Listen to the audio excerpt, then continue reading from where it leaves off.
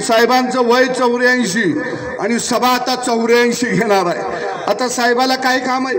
काय मसरं राखायची आहेत, काय पाणी पाजायचं, शोच धंदा करायचा। पोरग कर्तबगार झालं की प्रपंच त्याच्या हातात देतं आणि का बसतं का नाही। पण हे म्हातारं खडूस आहे।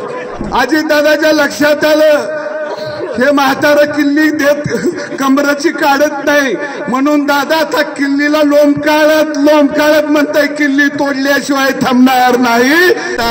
आणि म्हणून मी नेहमी म्हणतो ही लढाई वाडा विरुद्ध गावगाडा आहे, ही लढाई प्रस्थापित विरुद्ध विस्थापित यांची लढाई आहे। आणि म्हणून खऱ्या अर्थानं या मतदारसंघामध्ये पवार साहेब कुणाला बी देऊन देतील।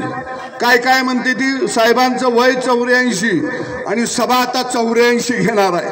आता साहेबाला काय काम आहे?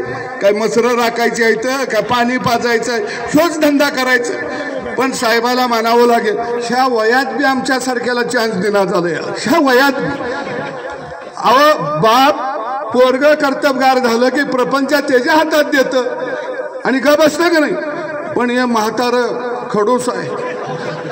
तिजोरीची किल्ली कमराला लावून हिंडतया। अजितदादा किल्लीकडे बघून बघून म्हातारं झालं।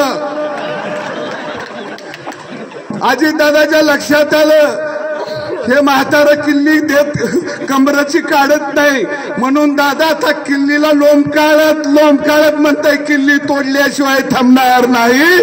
कारण आता हे भात झालं, अरे आम्हाला मी प्रपंच करून काय म्हातारा झाले प्रपंच करायचा का।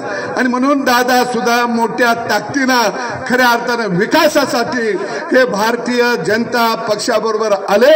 मी सांगोला आणि सगळ्या परिसरातला जनतेला आव्हान करू की आपण या देशाला नरेंद्र मोदीच्या रूपानं एक कणखर खऱ्या अर्थानं प्रधानमंत्री आपल्याला द्यायचा आहे आणि निश्चितपणानं ते काम